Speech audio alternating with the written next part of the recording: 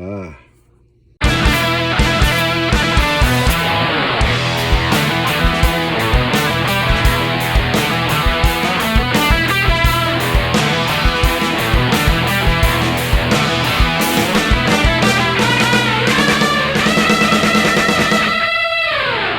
Hey everyone, it's time to dissect 1980 and this album that came out in 1980. I am Jason Flom. This is the Music Kiss podcast, and of course, to my right, he still speaks with an accent from his week in San Tropez. Oh, that's it. Yeah. Peter Tejan.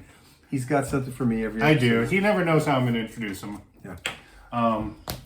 So yeah, it's 1980, and I'm 9 years old. And how old were you then? Let's just pretend it is 1980 because I was 7. Okay. So If it was 1980 and if I was 7 and you're 9, really we wouldn't be laying out. There's a big difference when you're 7 and 9. Yeah. And you know, speaking of when I was 9 in 1980, this album, Northwest fans, you know what I'm talking about too. The older ones. This album came out 2 days after Mount St. Helens erupted. That was huge up here in this area. Explosive. It's an explosive album. Yeah, definitely. Peter and I were just reminiscing about where we were when the mountain blew. I was at the ocean. He was riding his bike. I was riding my bike and I felt ash. I could see it coming down and it smelled a little bit. Okay, yeah, it was a huge deal. Yeah. Look it up. Watch the explosion, May 18th, 1980. Because it's documented well. Anyway, this isn't about volcanoes. Only this album and the year of 1980. So let's get into it, shall we? We have a lot of stuff to show, but first, it's our anniversary, 1 year anniversary of this channel. Okay, so bring the cake in. Oh, I forgot to get a cake in. Oh man. So this is the April 4th, today's date. Our first episode hit the airwaves, so to speak. And he was wearing a Death shirt then, and look at this. Just for the occasion. Individual lot patterns today. I think the shirt I wore on the first episode was it was our top 20 makeup Kiss songs. Which Death shirt was that? It was my red one. What's that called? What is that? It's not Leprosy. Anyway. Yeah, also, he played me Death before we started recording, because I had mentioned I'd never listened to him. Yeah. Good stuff. What else would you listen to before you review Unmasked? Exactly. So it's just fitting. You know. Here's a fun fact nobody out there knew. Our very first episode was not our true first episode, because I had came over here a couple weeks before, and we actually did that episode actually in a different room. And we didn't really have our makeup down yet. You know what I mean? My star was a little crooked. You had to refine some things. We did record an episode that never got aired. It's the lost episode? It is the lost episode. Yeah. We actually did it in a different room.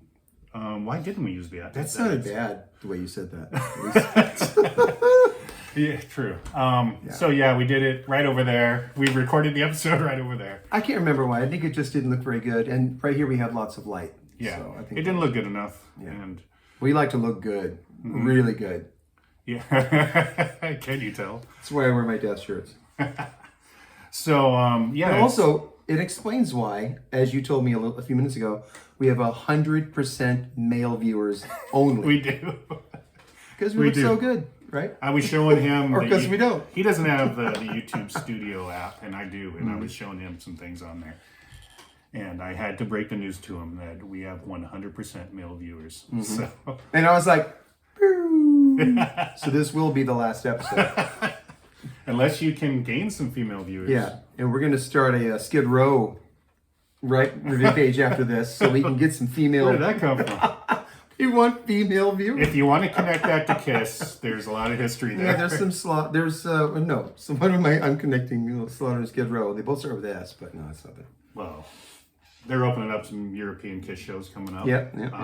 Also, Sebastian Bach is a huge Kiss fan, right? And Slave to the Grind is one of the best metal albums of all time. Yeah, you love it, huh? Oh. Plus, during the Elder, Kiss were kind of down on Skid Row. Okay.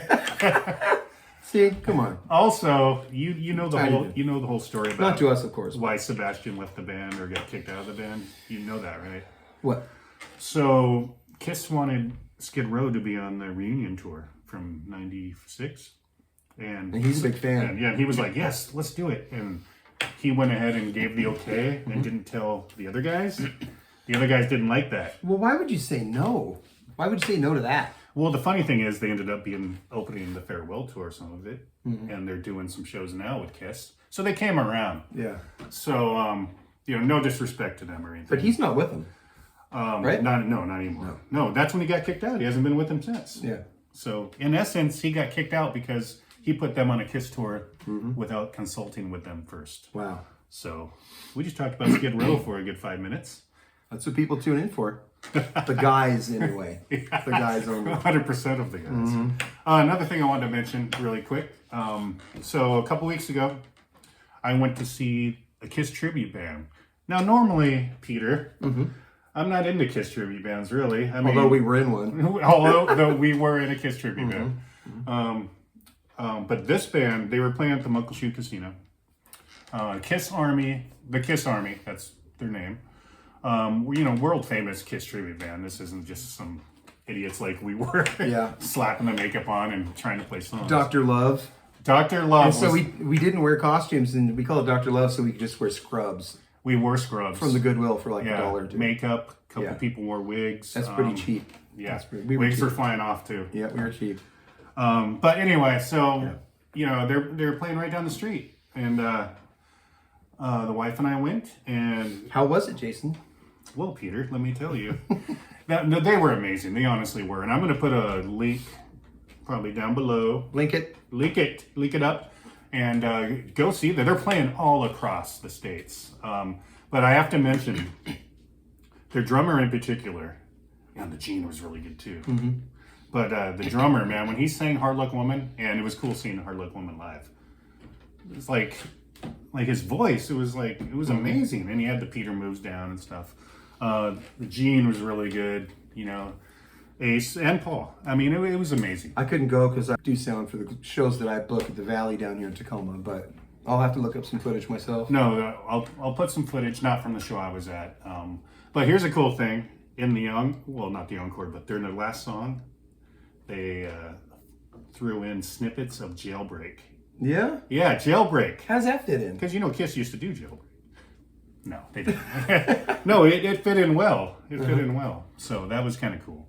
Huh, that's cool. But no, it was really authentic. Before the show, when the lights go down and the curtain's still closed, they played a lot of audio, from Kiss Meets the Phantom, the Kiss Tonight, and a lot of the audio from The Land of Hype and Glory, and just cool stuff. It was like 10 minutes of audio just getting you pumped up, and then the curtains open, and there they are. But they're kind of 1977, 78 specific with their costumes, and listen, no songs post 77. But yeah, really good show. Check them out, Kiss Army. I'll put a link. That's kind of good to know because, pretty soon Kiss won't be doing it. And you will have to see a tribute. Yeah. To see Kiss with makeup on. In fact, I was talking to the drummer and he mentioned possible Vegas residency coming up for them. So, that's going to be the way it's going to be. For Kiss tributes, the life's going to change soon, I think. A little bit. So that's good for them and other good Kiss tributes. So anyway, but we have an album to talk about and merchandise to show. And this is all about Kiss Unmasked in 1980. So do you want to show some of this first? Or? Yeah. What do I have in my hands? Here I have the Japanese version. And notice the writing on the back is in blue, the song titles. A little different than the red. Yeah, see? We still got the Us red. Fans notice this stuff, and it means something to us. Yeah, indeed. Yeah. And it comes with, the Obi looks really cool on this one. I think it looks really cool. This is the Polystar version. It's got a nice lyric sheet with Japanese, I don't really think those are the lyrics, but it's got info for the album on this side, and it's got English lyrics on this side. And I just love the way that they use really nice cardboard. It's not just cardboard box, brown cardboard. It's nice and white and like smooth, so it's not going to be falling apart in there. And of course, it's the camel here. And let's see, what else do we have? Nice. And of course, it's Japanese, so it sounds probably amazing. Just nice pressing. So this would be... And this is the phonogram. Oh, I love the label on this. Wait till you see this. This is the Shisa European version. Oh, okay. But pretty Look cool. at that. Pretty cool. It's on Mercury here. Mm-hmm. Yeah. And where is this phonogram? This would be Netherlands or something. It's not anywhere where they needed to change the S's. So, but yeah, phonogram Mercury version here. Pretty nice version. And then the 180 gram, of course, those are nice. And the Dynasty and the Unmasked 180 grammars are really cool because they do have the huge posters in them. They do? Yeah, they do. And I think I got my Unmasked for like on Amazon for like $18 a couple years ago, and it had the awesome poster, you know. And I pointed it out to Peter earlier. Obviously, that's the poster right there, and Unmasked. But if you look at Ace and Paul, those images were taken directly from the Dynasty poster. From the straight jacket pictures. Yeah. Yeah. Possibly Peter too, although he's looking more straight. And maybe Gene too, although he does have his tongue out on this one. I always liked how his tongue is curling up over his mask. Yeah, totally. Gasp. Yeah, but anyway, that's interesting because the two posters you got back to back, Dynasty and Unmasked, basically the same images. So while we're on that, this album cover is straight bitchin'. I mean, especially if you love comics. But just it was entertaining at the time, and it still is. What is more eye-popping than this? Yeah. I mean, you know, I wasn't huge into comics by the time I got into this. I got into comics a few years later, but man, even when I first got it, I just thought looks amazing, you know. But I like Poppy era Kiss. I like it, you know. I bought it even when I first got into it. Though this is one of the later albums I got. It wasn't the last one I got was Elder. This was towards the end, but it wasn't. It was in the last couple. But you know, there's the wine glass here, and you know, they're doing their kind of rock star thing here. But I just think it's a great album cover. I think it's so fun, you know. Yeah, and it, you know, plays on the theme of the paparazzi, always trying to get pictures of them, and you know. In the end, the guy, you know, says, "I still say they stink." And Gene was really for this album cover, and I guess Paul was wondering if they should really go it because maybe it was a little comic booky kiddie, you know. Which it actually is, but you know, but it's awesome. It's awesome. It's awesome. It's awesome. Yeah. So, yeah, killer. Yeah. Definitely. And then this is a pretty popular thing. You can still get.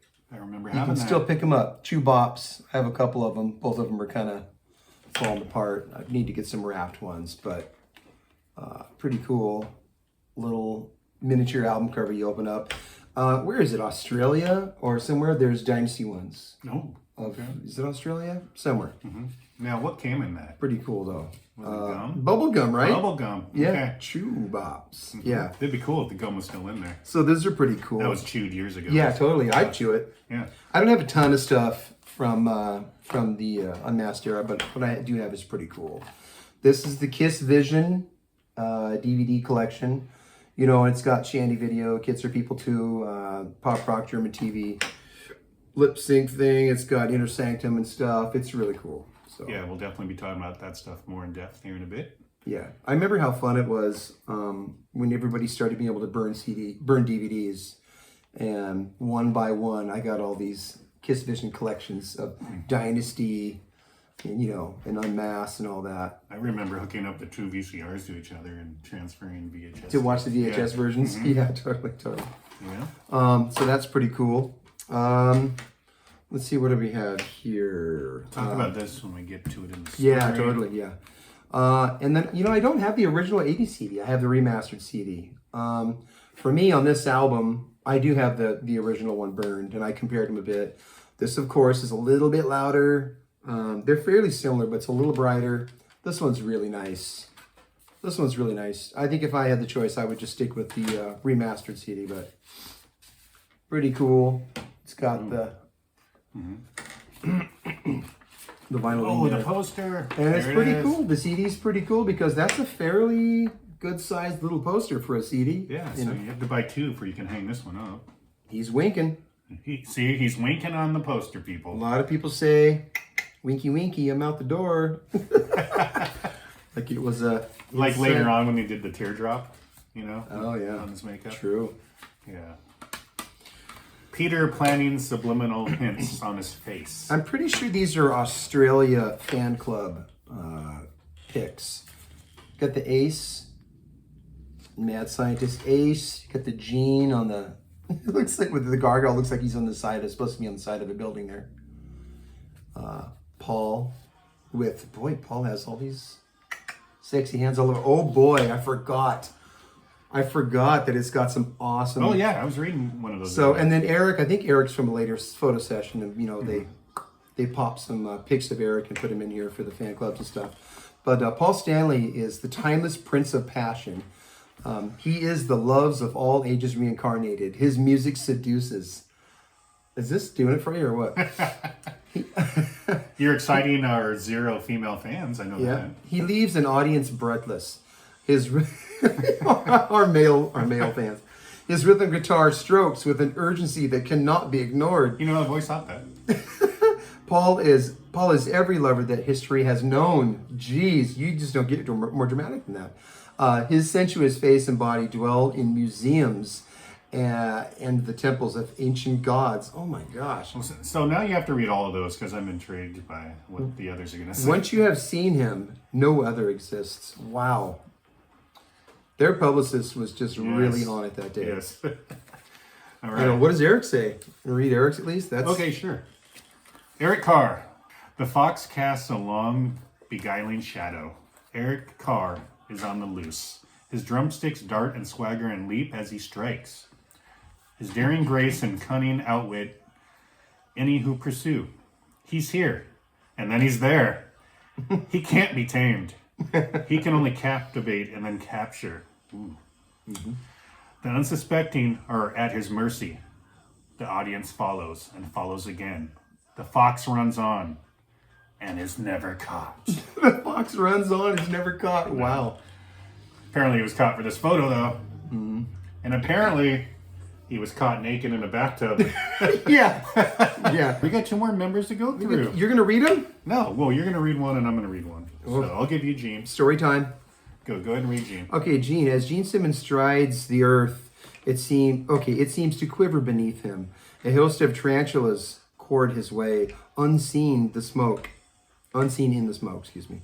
Bats fly ahead, scouts in the night, sending and receiving radar messages through Gene's monstrous bass guitar.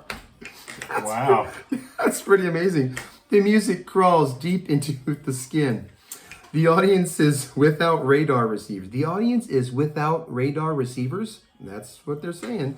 Yet the eerie tunes are transmitted in strange waves that penetrate and pass through the body, leaving the listener stunned. Wow, the publicist really went off on that one. Okay. Yeah, let's see what you got there. Okay, finally. You got Ace? Ace is your favorite. Let's hear it. So it calls him Space Ace Frehley. Mm-hmm. Stand back. Ace Frehley's extraterrestrial rays can hypnotize the soul. They may lure you into space only Ace can control. Mm-hmm. From a distance, you may think the attraction is the music from his smoking lead guitar. It is, but so much more. For Ace's music is intertwined with power greater than any on this planet. He comes from a galaxy in which music is master, and those who can create it master all. Earth sounds can't reproduce it. Earthlings can't resist it. Nice. Can't resist it. Yeah. Okay, we have other things to show here. So these are some little promo shots. I'm pretty sure they're Australian fan club. And what else? That's about it for this. I do have this is a the cool Lynn book. Goldsmith book here. And I thought it would just be cool to show a few little sections because their costumes at the time were actually pretty darn cool, I think. Here's a cool shot of Ace and Gene at the pinball machine. I mean, and they have really cool, it's basically the Dynasty costumes, but, they looked pretty darn cool at the time. The music was definitely poppy. Paul would even see at the time the music was pretty poppy, but their costumes are pretty awesome. Gene's costume was pretty monstrous and whatnot. These are pretty cool. These look pretty rocking. They kind of remind me of the Creatures photos coming, like that pink one. Oh, yeah. Pretty cool pics with Eric. So this is the Lynn Goldsmith book. Yeah. Famous photographer. This is Eric just looking tough. Looking tough. Later on, he would walk tough and lick it up. That's kind of like his Rob Halford look right there, I guess. A lot of leather. Yeah. Studs. And ooh, that's a messy jean, lots of blood. I'm just going to show one more thing. Oh, this here. is cool. This is timely too. We think this is Unmasked. So of course it could be Dynasty, but we're thinking it's Unmasked. Just kind of like that's Gene turning up the mix on She's So European right there. That's it, turning his bass up. And then what else was that? Yeah, and there's one more pick here that's kind of cool to show because Vini Poncia right there. We're gonna talk a lot about him. The Ponce man right there. There's Gene looking on, making sure everything is copacetic. So there's kind of like the look of the time and the Australian tour and whatnot. Yeah. But what a great book. Oh. I couldn't really afford this when it came out. When it came out, wasn't it like $60-$70 or something like that? Or I can't remember how much. I honestly can't remember. But I ended up getting it years later with like a little tear back here. And I like, whoop, put a little bit of Scotch tape there, and now here's my $29. Yeah. Yeah, pretty great book. I remember getting that, pre-ordering it. Yeah. And so, did you want to show this? This is another timely. This is just something that I picked up, and a lot of Crazy Kiss fans probably did pick it up recently. It just came out like last month. But it is a really good overview of the whole Kiss thing from start to up until this moment, and it's called the Ultimate Kiss Guide. You know? Up until this moment, so it has the Ace Paul drama.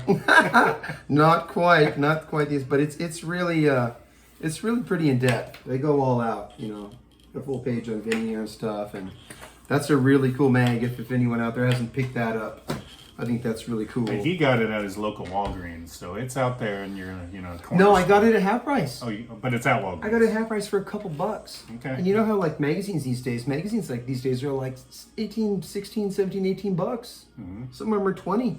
Oh yeah. If it's Fleetwood Mac. Mm-hmm.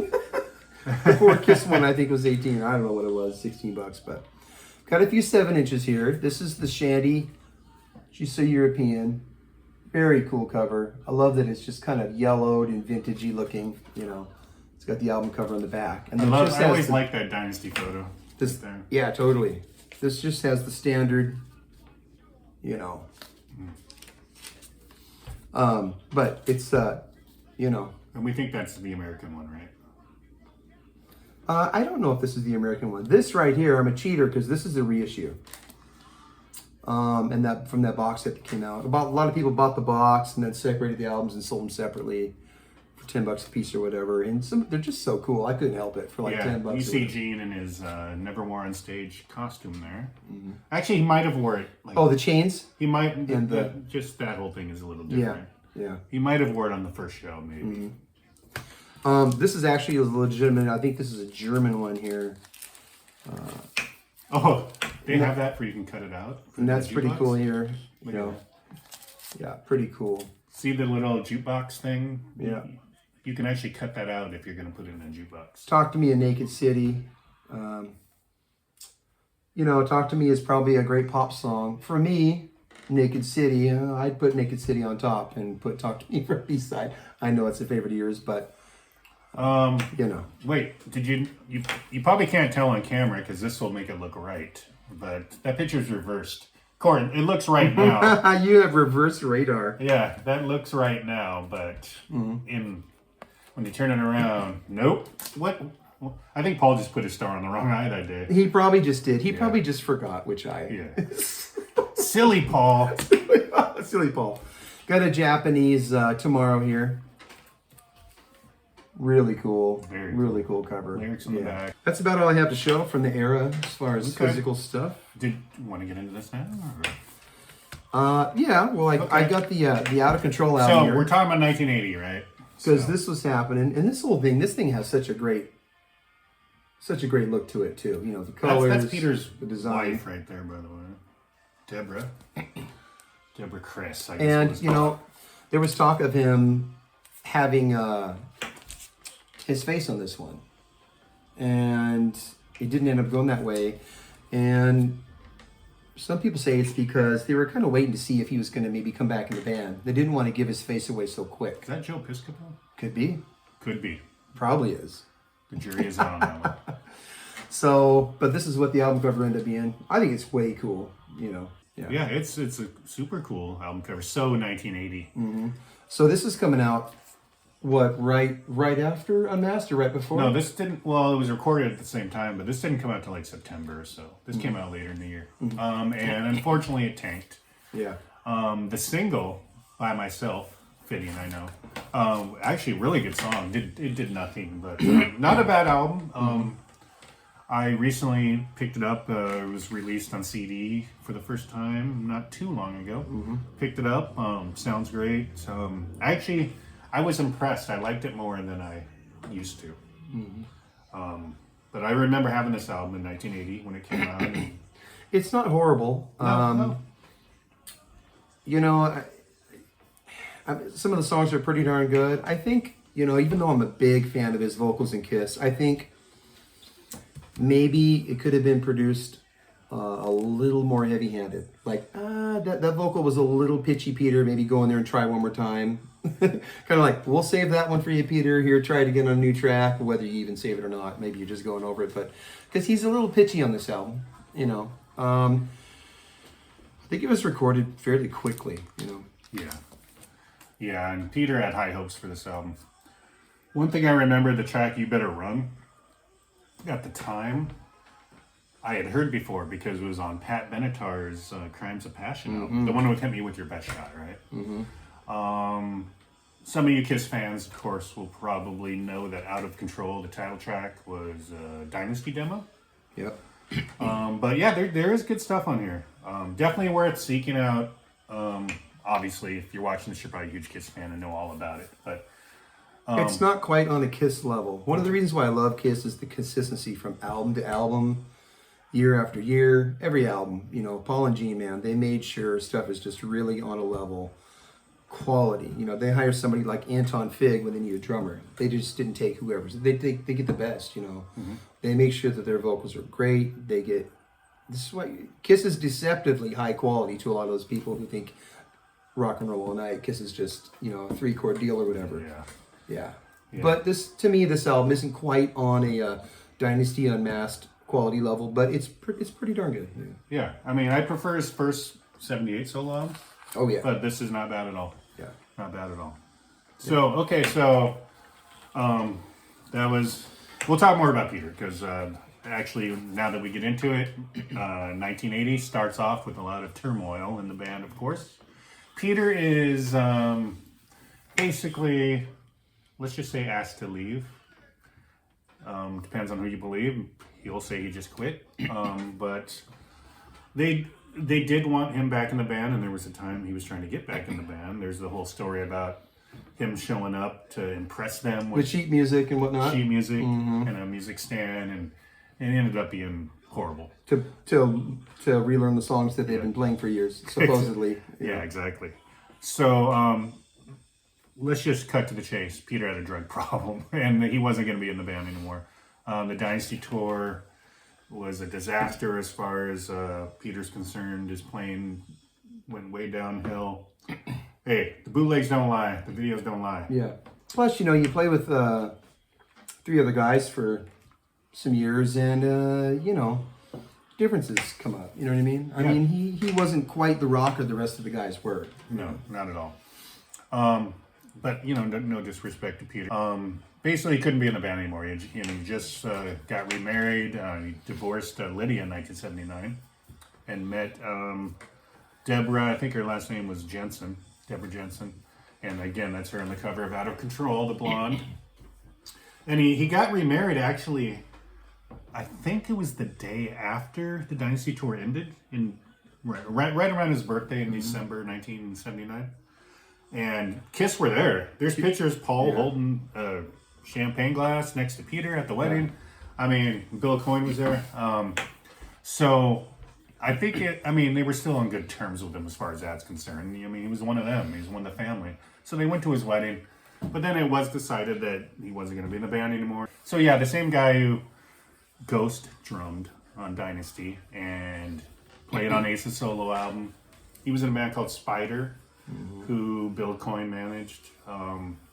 It ended up in David Letterman's band, of course. So yeah, Anton plays on this album. Every single bit of this album he's on. Peter did not contribute one bit. I did read that they brought him in to do some background vocals at one point. Yeah, it was didn't really work out. No. Yeah. No, I would love to hear those tapes though. I mean, and Anton's performance on this album, you know, I've said it before. I have Anton on Andy Laverne records. I have him on, you know, of course, the Ace Frehley stuff. He doesn't just play rock. You know what I mean? He's just a great musician in general. It's a totally different drum style than on Ace's album. Yeah, it's very tight. You can hear A lot of smaller toms in there, tight, small tom sounds. A lot of tom fills. I mean, he's very, very good. You know, he's very good. So He fits the songs perfectly. yeah. So yeah, Anton's on the album. So they record the album, and then it's time to do a video, and they do bring Peter back to do the video, but he was out of the band. It was known he was not going to be in the band anymore. So it was from what I've heard, Paul said that was the last time, you know, the last time he was in the band, last time he put his makeup on, till the reunion, of course. Took his makeup case with him and scooted. Yeah, and I was just reading the wardrobe lady said that there was a really bad vibe that whole day, and that they shot the video in one day. I wanted to mention there's kind of a concept behind the video, and that's not really important. But what is important is that concept derived from this Kiss special that they were planning to do. There was going to be a tour that spring, and there was going to be a Kiss special documenting these fans following the band around and trying to see them without makeup and stuff. Kind of following the whole Unmasked theme here. But that never came to fruition. Didn't that kind of happen in Australia? Like a few freaks following him around, and there's some weird story. Like there's these silent peeps following him around. Yeah, I was watching some Australian news clips and stuff, and there's this girl talking. Yeah. And she has some weird quote like, "I'm seeing them tonight, and I'm just a fan, but tomorrow I'm a Kissette," or something like. Yeah. And the guy even says, "What's the difference between a fan and a Kissette?" And she's like, "I don't know." Yeah. They're just weirdos. Yeah. We're going to get to the Australian tour. That was huge. Yeah. That's later on in 1980. Right now, though, yeah, they finished the album and Peter does the video with him. And if you watch the Shandy video, he seems to be really into it too, you know. But, you know, he wasn't on the album or anything. He's faking it, people. Yeah. So there's actual footage of them, you know, taking off their costumes and stuff. It's in the video. So, you know, and then they walk out and in real life, they said adios to Peter. That was it, you know. And then it's time to look for a new drummer. Who did they get to replace Peter again? Eric something. Okay, Paul Caravello, the third Paul in the band, by the way. Mm-hmm. Obviously, he had to change his name, and one of the names he came up with it, Rusty Blades. Yeah. Nah, can you imagine that? Kiss. Mm-hmm. Ace, Gene, Paul, Rusty. You notice that somebody who comments on our videos sometimes is named Rusty Blades. Yeah, he's a cool guy. Hey, Rusty. Yeah. We like your comments, Rusty. Rusty Blades. Yeah, we know where you got your name at. Yeah. So, see? We pay attention to our comments and our listeners and viewers, and we thank you all. We love our male viewers. Yeah, all of them, because that's all we have. Yeah. Okay, so yeah, the Shandy video's over, and adios, Peter. And time to look for a new drummer. So, Paul Caravello enters the picture. He was a stove repairman, and I say it like that because in Gene's book, he keeps calling him a stove cleaner. Mm-hmm. If I was a stove repairman, I would be offended if he called me a stove cleaner. It's like, hey, I fix those things. I don't just clean them. Yeah, he calls them a couple times, too. Uh-huh. Yeah, Paul gets it right in his book, though. Yeah. Paul Caravello, soon to be Eric Carr. He's a Brooklyn guy. Played in bands, a lot of bands, disco type bands. He was in a band called the Cellarmen in the 60s. He'd been around. And then he was around the same age as them, so it's not like some kid was being brought in. But he comes into the audition, and he got this big hair, right? Mm-hmm. And so they instantly take notice of that, and he asks for their autographs. Kind of a cute thing to do. I think someone told him to shave the beard before. Oh, mustache before the. Yeah. Yeah, he had a mustache, which he shaved. And his demo tape that they heard beforehand was He was singing Shandy, right? Didn't he sing Shandy? I know. Is that used on there? It could have been. And it was Some like of the older songs. Strawberry. maybe it was just one song from Unmasked, but it was like Black Diamond, and it was a few of the. I remember it was like 3 from the first album. Yeah. It's kind of ironic. They wanted to hear how he sounded on the classics. Here they are breaking new ground with this pop thing, and yeah. So he auditions for him, and Paul said in his book he wasn't blown away, but the other guys really loved him, and Paul liked him. He just wasn't blown away by his playing, and they were looking for like an English type of drummer. Dude, Eric Carr's playing. I mean, he might have started, once he got in Kiss, he might have started really practicing even more and really getting it together and tightening up. But, dude, on that Australian tour, he is on. He just makes them a much heavier group. Yes, without a doubt. Yeah. And the proof is there. I mean, can you imagine Peter playing on Under the Rose, or even worse, Creatures of the Night? Come on. Yeah. They went in a different direction. Peter was an amazing drummer. Or, excuse me, well, Peter and back then was an amazing drummer. Yeah. Yeah. Eric was an amazing drummer. So Eric's in the band, and they have to come up with a, costume and persona for him, right? So. And they wanted somebody that wasn't really known, although I guess they did try out some people that were. I think they tried out a guy in Rainbow, maybe. Maybe even New England. But why do I keep saying Peter? Eric. And he was I one had of the Kiss drummers on the mind. And he was one of the last Swanson guys, right? If not the last guy, I think maybe. He was one of the last, yeah. But they had found their guy. And no, you weren't going to be Rusty Blades to change his name. Because you got to remember, Ace's real name is Paul. So they didn't want 3 Pauls in the band. Mm-hmm. So they changed it to Eric Carr. And I think Peter actually came up with that. Peter's girlfriend at the time, her name, Pantera. Mm-hmm. I think that's where they got their name from.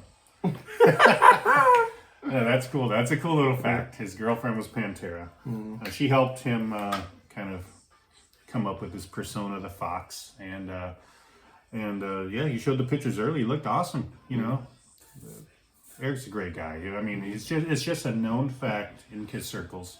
He was the nicest guy to ever be in the band, most personable. He would be out there signing for people, talking to people, hanging out with them in bars and stuff, and apparently pose a nude for photographers. Yeah. So he joins the band, and they book a show in New York City at the Palladium, which used to be called the Academy of Music. Yeah. And this wasn't Eric's first time playing there, by the way. He had played there, opening up for some other acts in his former bands, of course. Mm-hmm. But it must have been a thrill, and I'm sure, just think how many people he must have invited to that show. What a big deal that must have been. I listened to the audio recently for that show, and that was a good show. Yeah, it's not bad at all. I mean, the sound of the audio wasn't perfect, but their performance sounded great. I thought it sounded great. Yeah. And he was the Hawk at this show. Yeah, he was the Hawk. He had the different makeup. If you watch some promo stuff from Kiss around the time, there's footage. I think it's actually Dynasty footage because it basically looks the same. But they take out Peter's footage and put in footage of Eric as the Fox playing because they hadn't changed his makeup yet. But they did soon after. And what was wrong with that makeup? There was nothing wrong with it, right? It just wasn't. I suppose maybe it wasn't as striking. The Fox it's simpler, probably easier to put on, and I don't know. Okay, so yeah, they did change it, and by the time they hit Europe for the European tour in late August, he was the Fox. And he's the only member to have fur on him, right? Hey, he was the Fox. He was the Fox on. See, this is a good thing to bring up. He was the Fox in Kids of People too. Yeah. And I always thought, I would have to look this up. I always thought that was before the Palladium show. Because they were introducing him to the world. I don't think so. Because the Palladium didn't really introduce him to the world. It just introduced him to New York. And then, okay, well, long story short, Kiss were on Kids of People too. And that's awesome footage. It is. Yeah. Eric comes out for the first time. Of course, as the Fox, and he's introduced. Remember, Ace says, "What do you think, girls? Is he a fox or what?" Maybe our 0 female viewers can tell us. Is he a fox or what? Yeah, totally. So that's look it up. If you're a huge Kiss fan, you've seen. Did you say look it up? Look it up. Look it up though. It's awesome footage. I like when they walk through the doors and the bombs go off and stuff. But yeah, they talk about Eric joining the band. And wait. Yeah, and then who's your favorite member? Peter Chris. Yeah, why did Peter leave the band? It's like, that's when Gene says Peter just remarried. He's got himself a wife. You might have seen her, the one on the Coppertone tan posters, and the crowd is like, they're like, whoa. And I think you can off camera hear Eric say, how old are these kids? Really? Because they're all kids, but they're like amazed at the beauty of Peter's life. What was happening at the time is they're really trying to make it seem like their relationship with Peter isn't necessarily negative. It was just, he just needed to go didn't want to tour. He's still a part of the family. We love him, blah, blah, blah, because they didn't want anybody to pick sides. Because some people might not pick Kiss if they thought maybe Kiss shafted him. You know what I mean? Right. So it's kind of strategic. It's kind of smart for them to keep it cool. Like, we're on Peter's side. He's going to put out an album, and and it came out on Casablanca, and Yeah. And that was what they would kind of tell the media. Yeah, for a most of long those time. interviews are like that. It wasn't really until maybe it wasn't for a while where you would hear any bad mouthing going on. Yeah. Not like today with the Ace Paul thing going on. Yeah. It's ridiculous now. Yeah. I just want to say it really quick. I think that all that's ridiculous. Yeah. And They've been talking shit about each other off and on for years, and something slipped out like that, I think. And, but they have worked together recently too with the whole Fire and Ice thing. And, what was Fire that, and like Water 6 years ago? Yeah. Or, it was a while ago. Yeah, but still, relatively. So when they started talking about the possibility of having Ace and Peter jump up on a show or whatever, that's when stuff started getting a little weird again. When, Ace would say, I wouldn't do it for a lot of money. Paul would say Paul and Gene would, especially Gene, when the tour first started, Gene was pretty rough. Like, they could jump up, but that's about it. You know what I mean? Yeah. So Ace started getting kind of pissed hearing comments like that. Ace has said he won't be on stage with Tommy Thayer. Yeah. Because why have two spacemen? But the obvious solution to that is Ace doesn't have to be in costume. He doesn't have to be in costume. Just come out. Yeah. Look like your badass self and play some cool riffs. Yeah, just come out and be there for a couple songs. And it will look kind of strange with, or even better, how about Kiss finish the regular show they would do with Tommy and Eric, and Gene and Paul go back and take their makeup off, and then it'd be nice to see Peter, but at least Ace come out, obviously without makeup, and they play just like they would have if they were in the loft without makeup. See, Ace would be thinking that my name is going to sell a shitload of tickets, but aren't those shows already sold out? Yeah, it really would just be a fun little bonus, So. And what I don't understand is Ace keeps saying if they have deep pockets, I'll do it. But he also said on the same Eddie Trink interview that he has plenty of money and doesn't worry about that. Yeah. So I think he's just... Well, he doesn't want to be taken advantage of, he's saying, just do it. It sounds corny, but do it for the fans. Just do it for free. Yeah. Come on. Make a little history, Yeah, a little history? Yeah. Oh, man, that's the final chapter in history right there. Yeah. Of course he wants to be a part of that. And you wouldn't do it if you weren't paid enough? Come on. Yeah. Yeah. So, I can't even remember where we were. Oh, the Palladium show. Yeah, they play that show. It goes well. They start a European tour. And keep in mind, Unmasked tanked in the States. It did go gold right away after a couple months. But after that, Shandy didn't do anything. I think it reached number 47 on the charts. That was the first single. And probably not the best choice for a first single. That's just kind of coming out and telling people we're going after Airplay now. And again, like with Elder, they lead off with the ballad. Yeah.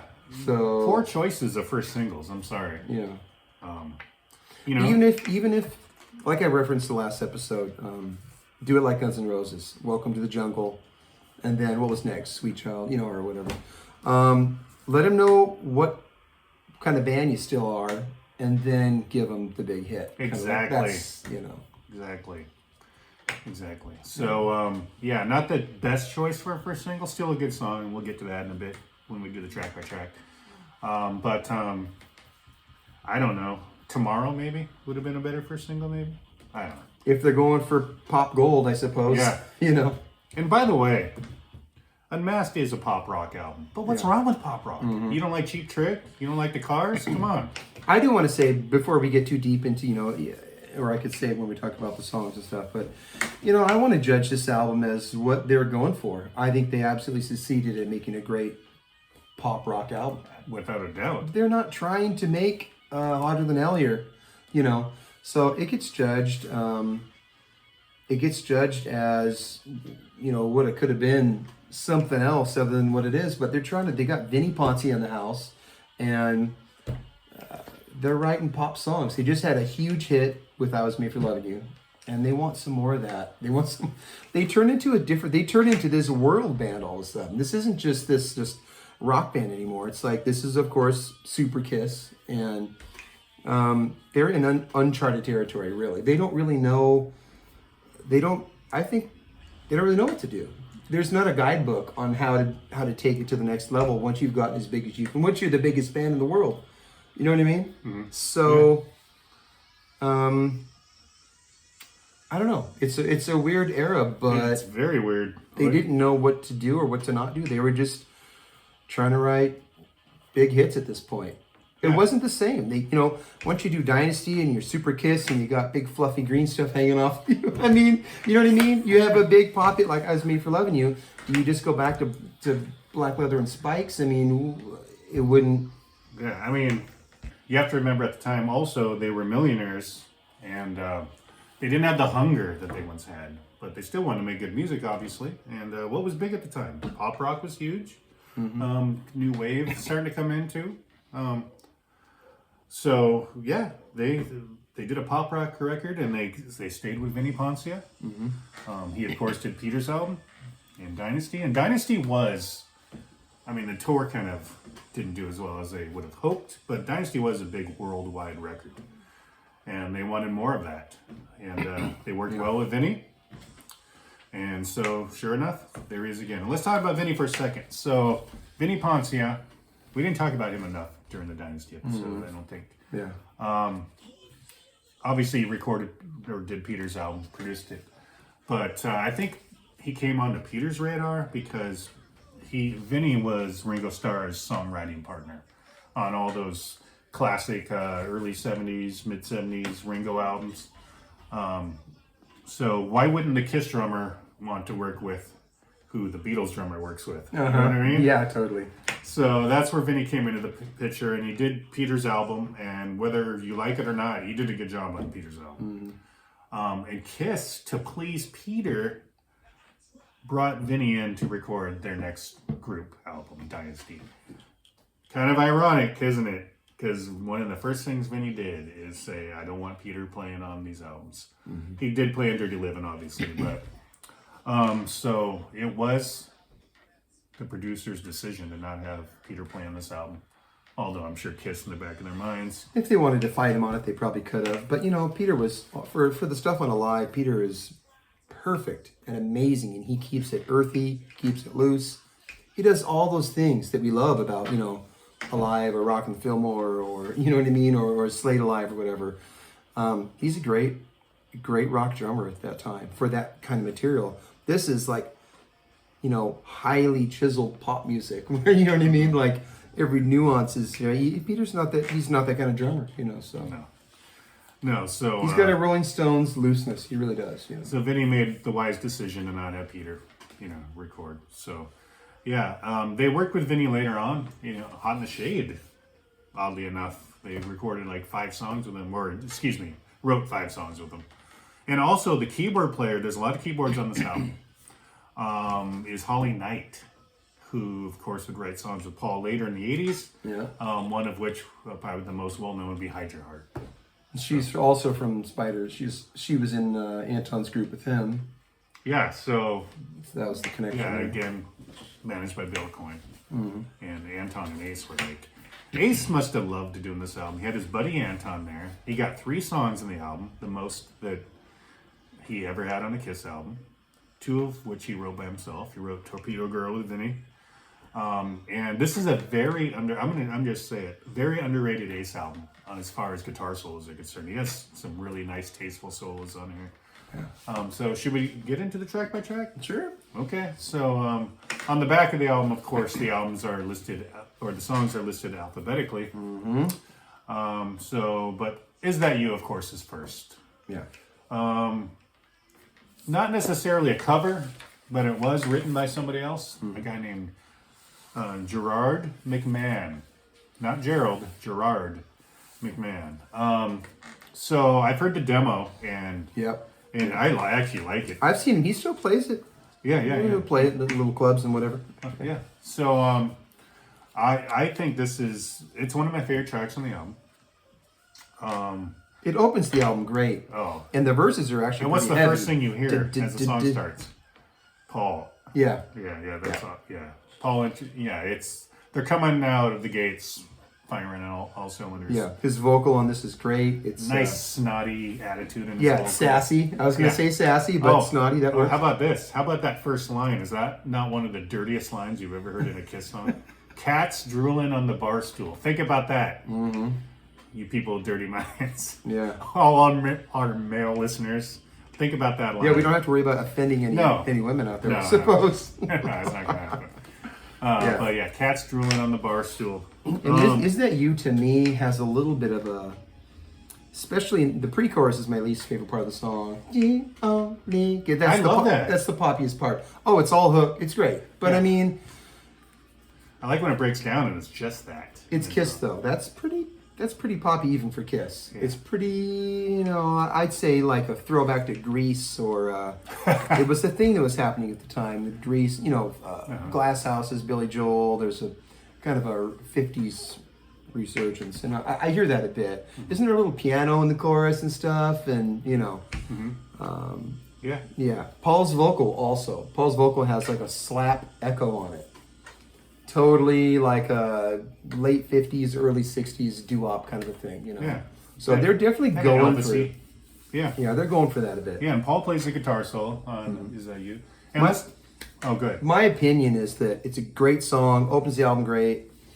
For me, if the pre-chorus were just a little different, the pre-chorus is the thing that that elevates that song from pop to kind of to bubblegum a little bit. You know what I mean? Yeah. But then again, perfect for this album, really. Yeah, and they did it live all throughout the Unmasked tour. So let's talk about Mr. Gerard McMahon for a bit. So he came on their radar because of Vini Poncia. And I can't stress enough Vinny's involvement in this album. Like, from picking the drummer to writing almost all the songs. 9 of the 11 songs. Yeah. But yeah, his co-writing. And he sang a lot and even claps. You know what song I'm talking about. So Gerard McMahon, so he was Jackson Browne's bass player for a while. He was a singer-songwriter in his own right as well. But here's something. He co-wrote "You Make Me Feel Like Dancing" by Richard Simmons, Leo Sayer. Leo. Richard Simmons, Leo Sayer. Yeah. Everyone knows the Leo Sayer album when he has suspenders on and he's jumping up in the air looking like Richard Simmons. Yeah. But yeah, "You Make Me Feel Like Dancing" was co-written by the producer and co-writer of 9 of the 11 songs on this. Fun fact. So he produced that album, that Leo Sayer album? That's Vini Poncia production? I just know he co-wrote the song. Oh, okay. Yeah, but that was, if you were alive in the 70s, that song was embedded in your brain. Yeah, man, Vini Poncia is a badass. This album is so well sculpted. Just everything is in place. Everything is EQ'd perfectly. It is a great, great sounding album, especially at the time, 1980. This was a step up sonically. It's a pop record, but Vinny knew that they wanted to make a pop record. Yeah, that's what he specialized in, really. Everything is in place, and I think a lot of Kiss fans kind of like, Vini Poncia isn't the first producer they want to give it up for, because, Dicey and Unmasked are pop records, but he was really, really good at what he did. Yes, he was. Yeah, absolutely. So up next would be Shandy. And, okay, so it's been said that Paul was trying to write Hard Luck Woman meets, and what you hear is Bruce Springsteen's Sandy song. Mm-hmm. Now, I personally don't think this song sounds anything like Sandy. Hard Luck Woman, it's like a distant cousin of Hard Luck Woman, you can hear that. But people, and I'm going to put the link below, you know what I'm about to say. You scared me. I'm going to put the link below. listen to Joe Walsh's song, ironically called Tomorrow. It's from his But Seriously Folks album. But seriously? But seriously, One folks, T or two T's? one. Shit. So it's called Tomorrow. I think it leads off side 2. But look it up on YouTube. I'll put the link down. Tell Me Shandy doesn't sound a Very lot like, similar. Yeah, very and similar. it came out the year before. So Yeah. I don't know if that was Paul or Vinny, the co-writer, subconsciously channeling that song or blatantly ripping off the song, because even at the end of the song, Joe Walsh's song, there's some of the same vocal things that go on at the end of Shandy. So This is that song that Paul always talks about when he looked around the room and there was no Kiss members but him. And that was who was there? Holly Knight. And bass was it Tom Harper? Tom Harper. Am I remembering that name right? Yeah, Tom Harper was on bass. Tom Harper, he was their roadie. And he was there hanging out. Paul's guitar roadie. Yeah, and he was their roadie on the Dynasty tour. And he always helped them out, hanging around, loading stuff in and out and whatever. And he ended up playing bass on Shandy. And I guess Gene came in and heard it and said, yeah, that sounds fine. Let's just keep that. And the interesting thing that brings us back around to Out of Control is that he had a talk with Paul and said, if that's good enough for the record, I'm not going to be a roadie anymore. So he quit to go on a musical journey again himself. He ended up playing with G.E. Smith and some other people, but soon after that, he got the deal to be Peter Criss's band director, hire the other guys in the group and be the bass player for Peter's group, for the Out of Control tour, which didn't end up happening. But I guess they were booked on the Tonight Show and whatnot, and it all got canceled, and he was heartbroken. But this is the guy that played bass on Shandy, and that made him take a left turn. He ends up being in Peter Criss's group, or almost. It's kind of a funny... Yeah. All that from... Funny full circle there. Yeah. So, hats off to Tom Harper. See what I did there? Only the cool people get that reference. That's... Who would have known? He's just a guitar tech on the Dynasty tour, and all that takes place. But yeah, he's the basically Shandy is Paul doing everything, Harper on bass, and I'm sure Vini Poncia has got some background vocals on there. But Shandy, okay, we mentioned it earlier, not the best choice for our first single because doesn't have balls really. But an immaculate pop song, soft rock song. Yeah. There was a lot of that going on at the time, kind of fit right in, like Doobie Brothers type stuff. But only made number 47 on the charts. Australia, and guess what? It made number 1 in Norway. So all my Norwegian brothers out there. In America, it made number 47. Top 10 in Australia.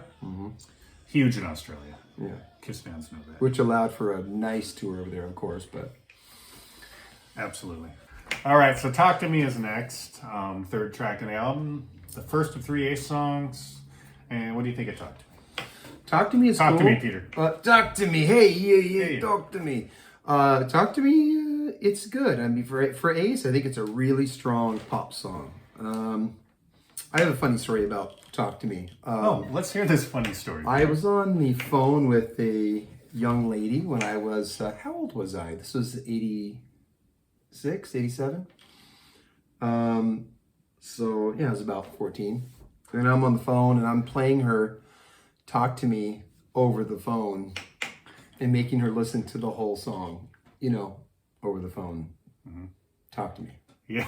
Kind of and what did she think of that? Kind of embarrassing. I just want to.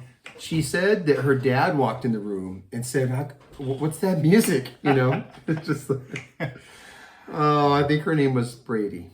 Yeah. Okay. Did the relationship end right there, or? Yeah, I didn't go too much further, probably. Okay. Yeah. Brady, not a Kiss fan. Maybe if I.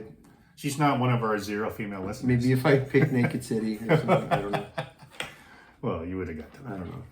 But, being a kid, doing dumb stuff. So I played her Talk to Me on the phone because I guess I thought that was really smart. So. Yeah, and apparently they thought enough of it to release it as a single. Yeah. Overseas, which it did fairly well in certain markets. It's really confusing when you talk about the singles from this album and what was released where. Definitely, different parts of the world, totally different singles, and definitely sometimes backed differently on the B-sides. And exactly. So they actually performed it live on German TV, that and She's So European. or lip-synced it, at least. Yeah. That is cool footage. I've always thought it was kind of strange that Ace has kind of ignored Talk to Me in his solo career. Oh, yeah. He might have did it once or twice, but It's a strong song. It's poppy. yeah, but you know, people know it. Like we said, it was a single. He sings it well. You know? Yeah. So cool guitar solo. So yeah, Talk to Me. Great song. It's catchy. Yeah. So that's the third track for the album. Coming up next would be Nude City. Yeah. Yeah. Nude City. I like it. Peter, I think you said this was one of your favorites, though. This is definitely one of my favorites. Isn't this one of your favorites? No, I love it. I just Naked City. I think it's really interesting. Really cool bass stuff happening. There's just the whole tune. It's a Bob Kulick Gene song, I guess. yes, written by Gene, Vini Poncia, Bob Kulick, and Pepe Castro. Yeah. It has a dark mood that's just, you know, Gene was trying to write different stuff. Dinah Ross was creeping in. Diana Ross was in the picture now. And he's writing some different stuff. But Naked City, I think it's really cool. They put it way up to number 3. I think that they thought it was really cool too. What about the bass line? Yeah. The bass playing in the song is incredible. Yeah. I think Gene's best on the album. And the guitar solo, by the way, is Ace. It's not Bob Kulick, has been reported. Yeah. So yeah, great. It is a great song. I can't remember the demo. The demo with Bob on it. Is there a guitar solo or is it just a rough demo? I can't remember. That I don't know, but I've heard it. I can't remember now, but it's been reported that Bob does play on this album. No one's quite sure exactly what, but I think maybe he just played on the demo for this song. Maybe Ace kind of emulated that when he recorded his version, but it's definitely Ace. If you listen to that solo, it's pure Ace. Yeah. There is some lead guitar stuff going on at the end of the song. That could be Bob, yeah. So who knows, really? But great tune. I think musically it's kind of adventuresome, really. I think, you know, it's got the guitar downstrokes, and then it's got just that melodic bass line. It's just a whole melodic thing in itself happening beneath the verses. Oh yeah, there's a lot going on. Listen to this one in headphones. Yeah. The downstrokes you were talking about, almost reggae-ish, you know. Police-ish. Yeah, there you go. There you go. That's good. And it's, you know, it just proves that the whole album isn't just, you know, radio pop trash. It's like there's some interesting stuff on here. Definitely, you know? without a doubt. Yeah, that's for me. That's one of them. That's one of the most interesting tunes. Okay, so What Makes the World Go Round is next. Paul's song, catchy. I like it. When I think of the song, though, I think of the 40-second guitar solo, and I did time it. From 2:42 to 3:22. And think about that. It's a 40-second guitar solo. Mm-hmm. There are songs in Dress to Kill that aren't even 40 seconds long. No, seriously. At least a third of the song would be a guitar solo. Yeah, totally. But yeah, the song's over 4 minutes, but 40 seconds of it. And it's one of those guitar solos like I Stole Your Love, where Paul starts it and Ace finishes it. So I think Paul plays maybe the first 10 seconds and Ace, you'll know when Ace comes in if you listen to it. It's a good song. I like it. For me, these poppy Paul songs, kind of in the middle of the album here, poppy and crass at times, but commercial. But something about Paul Stanley's voice always saves it for me. And maybe it's nostalgia wrapped up in it for me. But I think it's also Paul. He just brings something to it. And it's just like, you know, if Leo Sayers sang that, I don't know. I don't know if I'd be... Second Leo Sayer reference. I'm just, you know, it's something about Paul, man. His vocals. So Paul was between his early cool sounding voice and his 80s, like, more high-pitched voice. Mm-hmm. He was in a really good spot. Mm-hmm. And so was Gene, by the way. He sings his ass off on this album. But yeah, Paul nails these songs. I think him and Vinny probably worked a lot on that. Again, this was a co-write with Vinny, as 9 of the 11 songs are. Yeah. But yeah, it's a good song. I mean, it's not one of my favorites on the album, but Gene always has a really cool vocal thing where he's coming from. He has a cool attitude and a mood. And Paul has that gymnastic vocal thing that pop songs that can fit pop songs really well. He can really sing this era of Kiss great. You know. And speaking of great Paul pop songs, I think the next track would be one of his best. So, what's that called? Don't know. I don't have the album. Don't ask me. These are in alphabetical order. Yeah. Tomorrow. Great song. I think it should have been the lead-off single. It was a single later on, but it flopped. It should have done something at least for some commercial or something. Yeah, it's amazing. It's catchy. I mean, yeah, some kind of soda Shasta commercial or something. It should have been, you know. Yeah. And the hand clap part, come on, who doesn't love that? It's got a good summer vibe, you know. Even though it was released as a single in November, that's probably why it flopped. There you go. See? Yeah. I wanted to sit on the beach and listen to it tomorrow, but it didn't happen, did it? Vivaldi had it right. You know, Kiss just doesn't know what season to release their shit. You know what I mean? Okay, but it's we were talking earlier about our favorite tracks. I would call this my third favorite track on the album. Yeah. Is That You is my second, and we haven't got to my number one yet. Show that again. That is so cool. You don't see that too often. Beautiful shape too, Mercury. It really has a Johnny Mathis 1959 era to it. The way this is laid out here. Absolutely. For Overseas Mercury. I was thinking Paul Anka, really, but it doesn't matter. Leo Sayer, one of them. Leo Sayer. One of them. Oh, I like his exercise videos.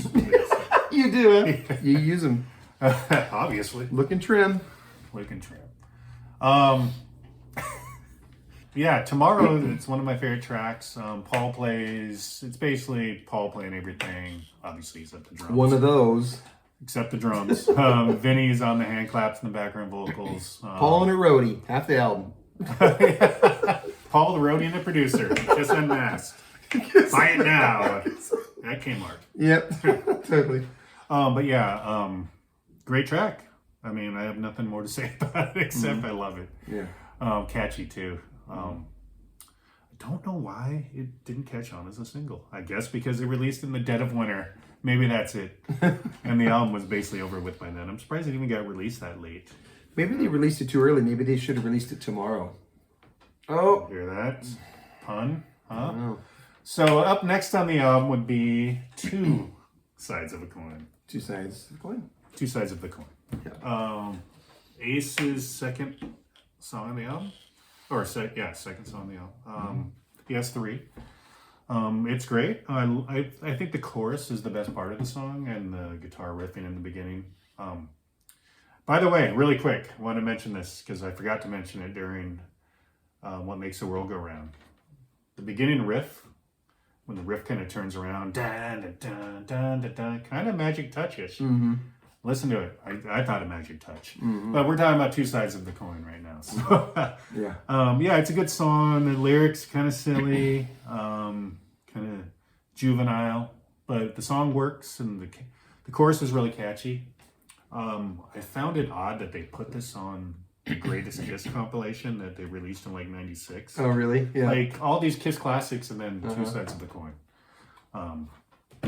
It's got a sing-along chorus. I think the verses are really good. I like the verses. Yeah. No, it's a great song. Yeah. Kind of almost has with that guitar going on, some Stones going on, I love the Stones. Mm-hmm. But yeah, good song. I'm gonna personally call it probably the weakest Ace track of the album. I don't know. It's good though. There's a whole bunch of tom fills that are really cool towards at the end of the bridge. You know, yeah, digga digga digga digga, and these breaks where it's kind of a call and response thing. Mm-hmm. That's pretty cool. Yeah. Yeah. So good song. She's So European. One of my favorite tracks in the album. So She's So European is really cool musically, and it's really interesting and cool that Gene did something so odd and undemon-like. Very undemon-like. The lyrics are pompous as fuck at times. You know what I mean? Yeah. Let's hear those lyrics. Sing them for us, Jason. He almost this is like a classy Gene song if you really think about it, you know. Great song. Again, they performed this on TV. I mean, If they were going to release a Gene song from this as a single, this would have been it, I think. Although they did throw it on the B side, I see, of Shandy. No, I love it.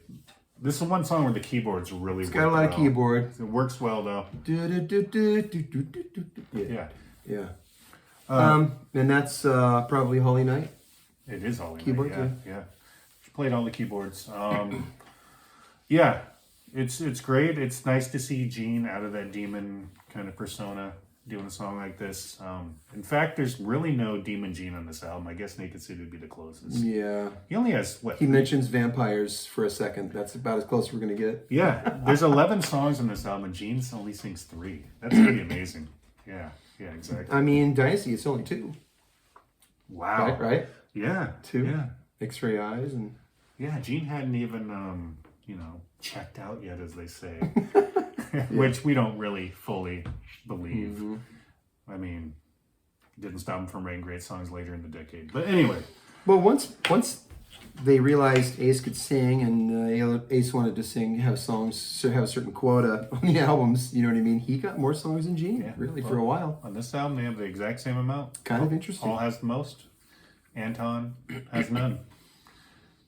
Paul is the flagship member for every album. He starts just about every album. You know, when I think of Unmasked, the first thing I do think of is Paul. I think of Paul and singing those pop songs. That's what I think of. And I always did too, but I was really into Ace's nice little, tasteful guitar solos on this album. Obviously, he has 3 songs. This is actually, Ace doesn't talk about this album much, but it's actually a pretty big Ace album. It's good for Ace, for sure. Yeah, he's like the hidden hero of this album, I think. Yeah.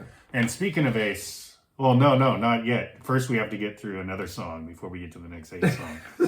Okay, Peter's going to talk for the next couple minutes about this next song. Easy as it seems, probably both of our least favorite. Yeah. If we did a show on my least favorite Kiss songs, this would be in the top 2 or 3. Again, a song in the middle of the album, you're just nostalgically playing the album. It's just a fun, in the car, it's just a fun pop album. It comes on, it's fine. For me, Paul saves it because he's Paul, his voice. But, was there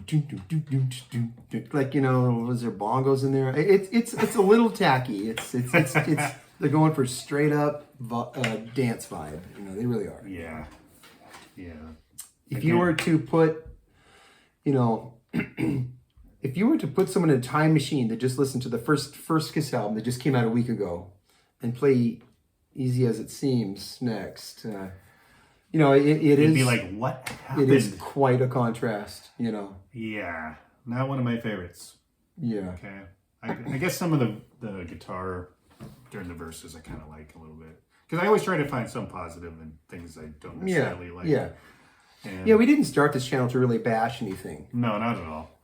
We talked about that. Like, hey, we both love just about every song. There's really no reason to bash You anything. can find something good in the things you don't like. Yeah. If you really look for it. Yeah. And that's, yeah. It's not the worst song of all time, but definitely not one of my favorites. But Ace picks it up on the next song, Torpedo Girl. Which... That's my favorite Ace on the album. Oh, okay. Yeah. It's... I mean, that is an inventive, cool little riff on the verses stuff. Yeah, I'll say it's my favorite Ace song on the album, too. To be in agreement with you. It's, and I think it may be the only Kiss song, especially at that point, that had a sample beforehand. Do you know what that's from? It's submarine shit. Well, I know that. What is it from? I figure it's from some old movie or something. It's probably from Columbia, sound effects libraries. Yeah. If any of you fans know where they got that from, the manned battle station torpedoes, let us know. Yeah. I'm sure I could probably look it up on the internet, but I'd rather hear it from the fans. It's irregular for Kiss to have a sample beforehand like that. And it's pretty cool, Yeah, and then once that happens, is that Bootsy Collins wandering in the studio to play that bass line? Wandering in the studio. Hey. I want to play. That's actually, it's Ace playing. Ace, on his 3 songs on this album, plays all instruments except drums. As he usually does. That's like, what he does. That strength of Ace and Anton. That was a good combo for a while, Yeah, but very funky bass line. Yeah. Great song. It's kind of almost a novelty song, kind of comical, really. There's definitely a sense of humor behind it.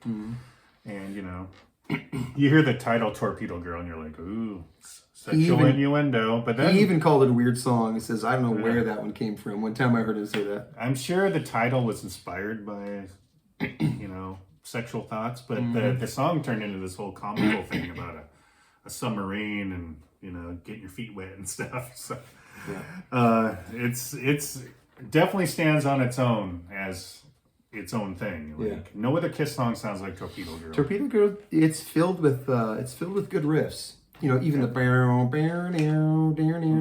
it's a lot of good riffs in that tune. You know, and I've just really always loved the intro and the verses and stuff. Yeah. So yeah, our favorite Ace song on the album. Ace doing a pretty good job, all of his songs, making sure there's a sing-along chorus. Yeah, Ace knew at this point for this pop album. Ace knew how good his '78 solo album was, and that he needed to. There was a new standard he had to live up to. Like people are like expecting my songs and albums now; they get to be really good, and they always were good for the record. But Ace stepped it up and wrote some really good songs. It's just kind of sad that he kind of ignores these songs. You know, I mean. It's cool that he adapted to this era of Kiss so well, though. When he maybe might have taken it into a different direction a bit. And he definitely didn't want to go in the direction of the Elder. But his songs, you know, they're good on this album, for sure. Yeah, you hear Ace talk about, like, you know, the Elder was not the direction he wanted to go in, but you never really hear him badmouth Unmasked. He just kind of... That's because his songs were good. Yeah, he kind of ignores it, really. It's yeah. Like... Yeah, he'll do Strange Ways and all that stuff live, but he kind of ignores this album, which I wish he wouldn't do. But yeah, Ace is the underrated hero of this album. I'm just going to say it. You know, he had his buddy in the band playing drums. He was probably pretty happy at the time. And around this time, before Eric, for a minute, Anton was sort of going to be in the group for a minute. There was... For like a day or so. I did hear a story that Ace called Anton once and said, hey, I think you're going to be in the band. Yeah, they were like kind of down, and they had second thoughts, and they thought, I think image-wise, he just didn't fit. So, yeah, never happened, obviously. But he does play a huge part in history, and then, of course, later on in Fraley's Comet. So, up next, I've waited this long to tell you Your favorite. To tell you fine people, all you men out there. That You're All That I Want is my favorite track from this album. And hey, they thought enough of it. They did it live on that tour. But great song. Romantic Gene. Again, it's just a great song on this pop Kiss album that I love. Because it's such a great... They're all really great. Like I said, my least favorite is probably Easy As It Seems. But most people would probably disagree with you, Jason. I have to say. I know, that's why... I know. I like it. It's a great tune. Yeah, it's catchy. There's great guitar interplay going on. Some great guitar stuff going on left speaker to right speaker. The rave up at the end when Paul gets into singing it. You can't beat that. Come on. Great song. Absolutely great song. It's a great fade out tune. You know, it really takes the album out nicely. It has a going out mood, I think. Yeah, and I love hearing Gene like step out of his persona and do a song. It was probably for Diana. What do you think? Probably. Although you've heard some of those Gene demos from Around Creatures, and you're thinking, "Oh yeah, I'm gonna hear some badass Gene," and it's like a synth song. It's like an '80s synth rock. You know. He just is good at music in general. He loved all sorts of stuff. I think. And even though it's Romantic Gene, it does have to get the line in. You want to feel my love inside. So Romantic Gene. Anyway, so obviously they couldn't have closed the album any better if you ask me, and it's a perfect album closer because of the little rave up at the end and stuff. So to review, Is That You, Shandy, Talk to Me, and You're All That I Want were all performed live on the Unmasked tour when they went overseas, because that's what they did. The album flopped in America, and they went to where the album was selling. So they toured around Europe first, and then they hit. Here's the big time. That tour of Australia in November was, they called it Hysteria. And this was Kiss's version of Beatlemania. There's a documentary, and they did a lot of press when they were there. Good Morning America type stuff. It's all over the YouTube. Check it out. But The Inner Sanctum is a documentary filmed all about Australia from when they landed in the plane to when they left. It is amazing. It's on that media collection, but it's also on YouTube. I'll put a link to it in this video. Highly recommended, probably in my top couple Kiss documentaries. A lot of footage. If you've never seen it, you've never seen before. And also the version of Detroit Rock City on there from Sydney. The best version of that. That is good footage. That rocks. Yeah, absolutely. Also, Countdown is not on here, is it? Countdown is also really cool. It's got them walking around the Trade Center. You seen that? They're walking around at night and they're shooting this footage over to the Australia fans. I don't think I've seen that. Countdown? Countdown's cool. Also, look, It's Rock and Roll is from Australia. Yeah. They were very well documented when they were there. And the shows they played were in huge stadiums, like 60, 70,000 people. Yeah. There's footage of that, and it's just amazing. It's like Kiss were, at this time, at the peak of their popularity overseas.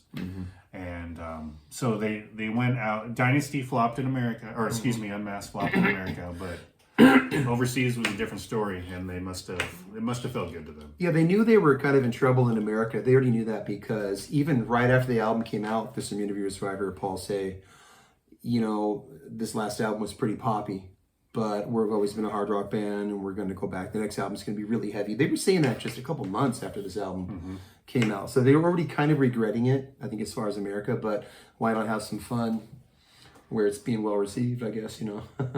Absolutely. So the show on December 3rd in Auckland ended up being the last show Ace played with Kiss until 1996. We all know what happened after this. Like he just said, they wanted to record a good heavy album, but that didn't pan out, and they went the direction of the Elder. They recorded the Elder, yep. And if you haven't watched our Elder episode, please go back and watch that. We discussed 1981 and all of that. It is ironic we're doing this right before, or we're doing this after the Elder. I know. We could have maybe done that differently, but... Yeah, but it doesn't matter because you can watch them all because they're all there on the YouTube for you to watch. But yeah, that is 1980 and Kiss Unmasked. And again, like we spoke of earlier, this is our 1-year anniversary to the day. So we thank everybody. Our channels really blew up, and especially in the last month or two. And we're like amazed by it, actually, to be honest with you. But we thank all of you for... Remember when we were really amazed that we had like 24 subscribers? Yeah. Not that we have thousands like some people, but... Yeah, there was a time when like it didn't take much to impress us, but now we're like... My God, we got 100 views, you know? And so just recently, the Elder episode did really good, and so... Hell did good before that. So thank you for that. That's really cool. Yeah, so anybody that subscribes and watches us and leaves comments, we love it. You know, we absolutely love it. Thank you for watching. It's been a long one, and we'll see you next time. We're going to discuss off camera what we're doing next. So thank you very much. Jason and Peter signing off. This is when we take off our mask. And we have taken off our masks and revealed ourselves. It's still us. And I say they still stink. Still stink. No, thank you for watching. Yeah. Take care. Adios.